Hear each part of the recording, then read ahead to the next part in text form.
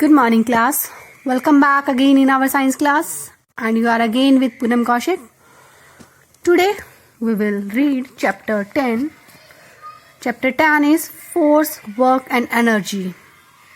In this chapter we will cover all the topics force, work and energy. And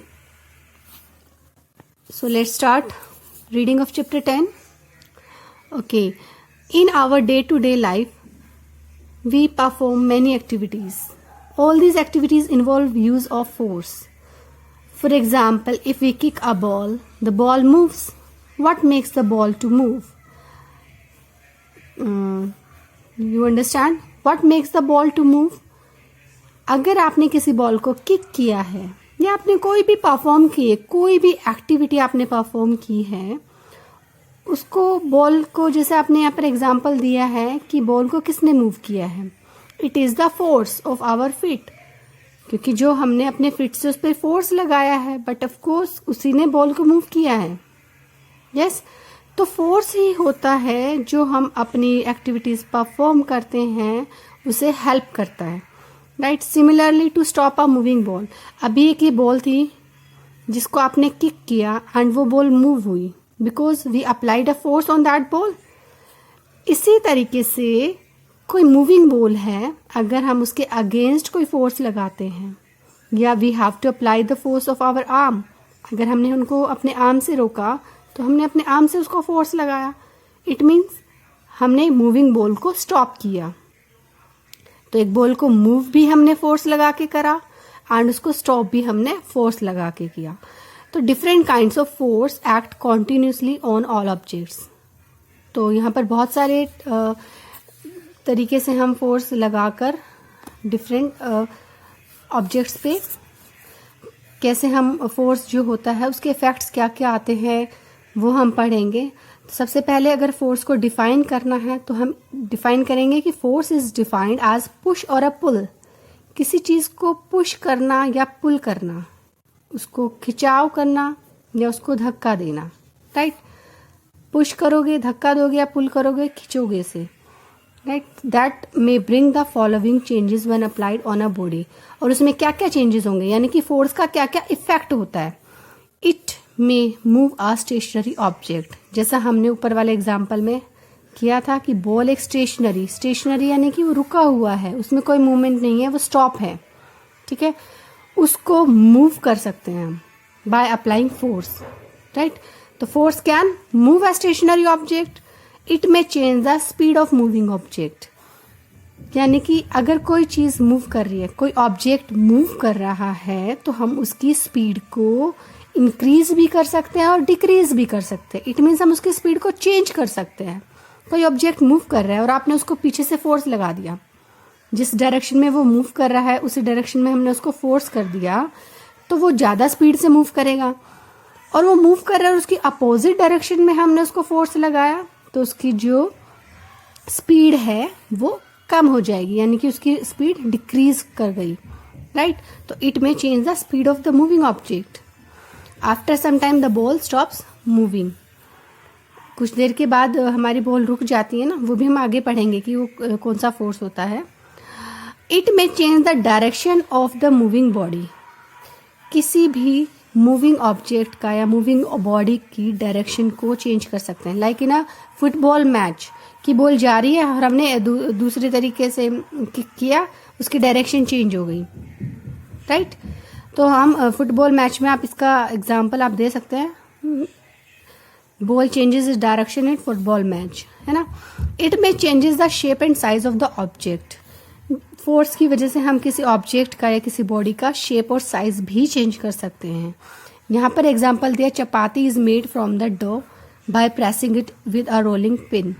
हम चपाती बनाते हैं ना dough से, उसको हम बेलन से जब आप रोटी बनाते हो तो उस डो की शेप चेंज हो जाती है by applying the force. Right, तो इसका एक एग्जांपल आप बैलून का भी ले सकते हो ना. जब बैलून जो फिल्ड है बैलून विद एयर, उसको अगर हम प्रेस करेंगे तो उसकी शेप चेंज हो जाएगी.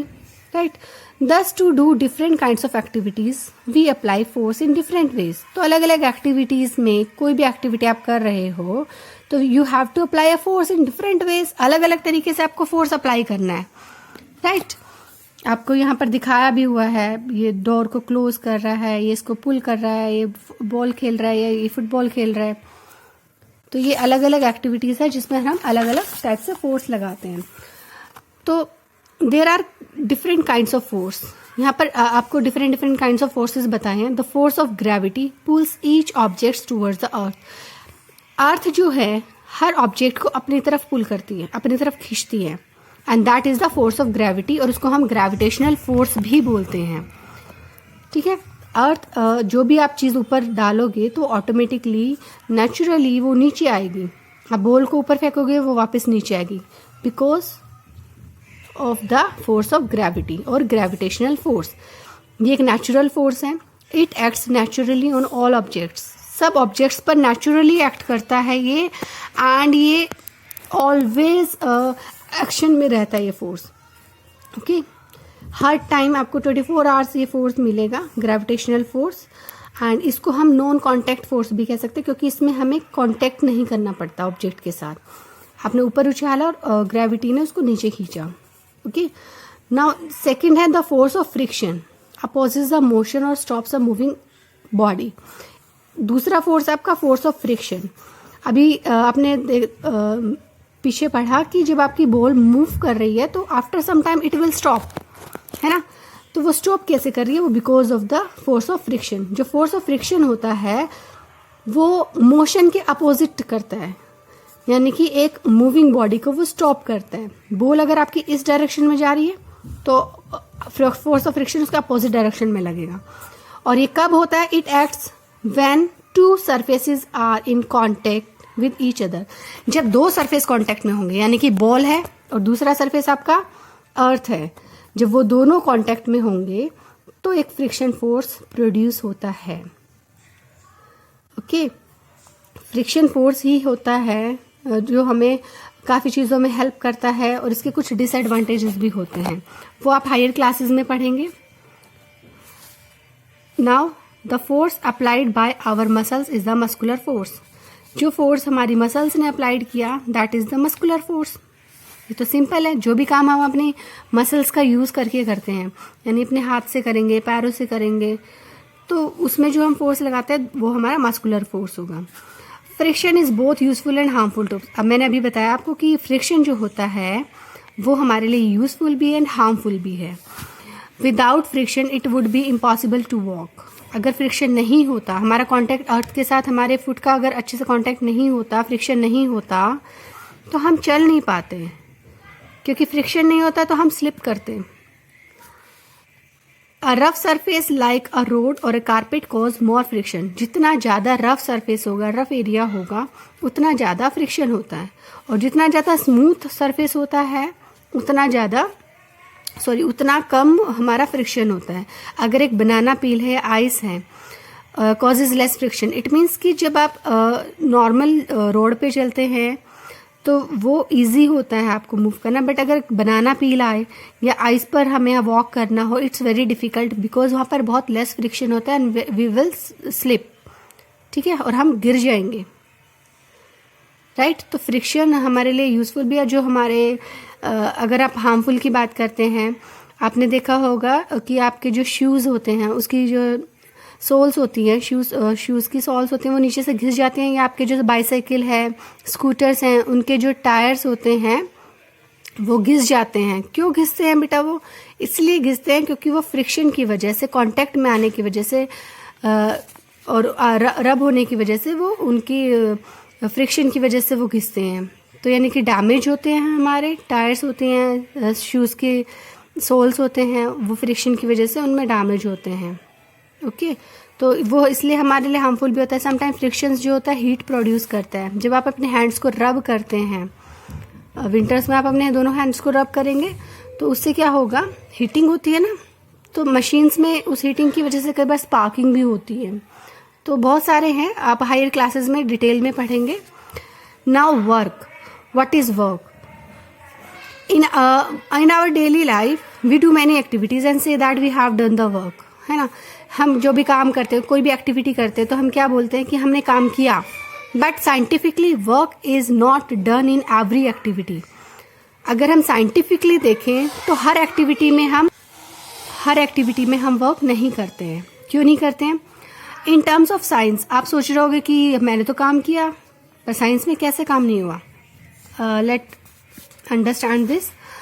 In terms of science, a work is said to be done if the force applied on an object moves the object in the direction of force. Science के according work कब बोला जाएगा?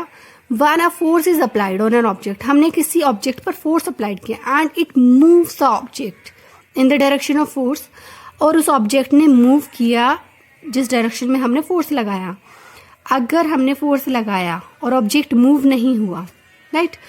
आपने किसी object को force लगाया, मान लीजिए कोई हैवी टेबल है और आप उसको फोर्स लगा रहे हो, बट वो आपकी टेबल मूव ही नहीं हो रही, तो आपने कोई काम नहीं किया. Your work done is zero. For example, यहाँ पर आपको एग्जाम्पल दिया कुली का. A coolie carrying a load up some stairs is doing some work. अब ये एक कुली है जो अप स्टेयर्स जा रहा है एक लोड को लेकर. He is doing some work, but the coolie holding the load his head does no work. और इसने जिसने अपने हेड पर लेके खड़ा है ओनली, उसने कोई काम नहीं किया है. Even though he may get tired, उसने वेट उठाया हुआ है, वो थक भी जाएगा, but here no work is done. Okay, why? Because the luggage is not moved. उसने लगेज उठाया तो है, बट उसका लगेज मूव नहीं किया. Understand all of you. जब आप फोर्स लगा रहे हो तो आपका जिस पर ऑब्जेक्ट पर फोर्स लगाया है, इट मस्ट बी मूव. वो मूव होना चाहिए. Then only the work is said to be done. The work done by the object can be calculated from the following formula. Work done कैसे आप निकालेंगे? कितना आपने फोर्स लगाया है और उस ऑब्जेक्ट ने कितना डिस्टेंस कवर किया है. तो work done is equal to force into distance covered by the object. Okay students, तो वर्क डन आपका कब होगा? जब आपने फोर्स लगाया और आपका जो ऑब्जेक्ट है उसने डिस्टेंस कुछ मूव किया.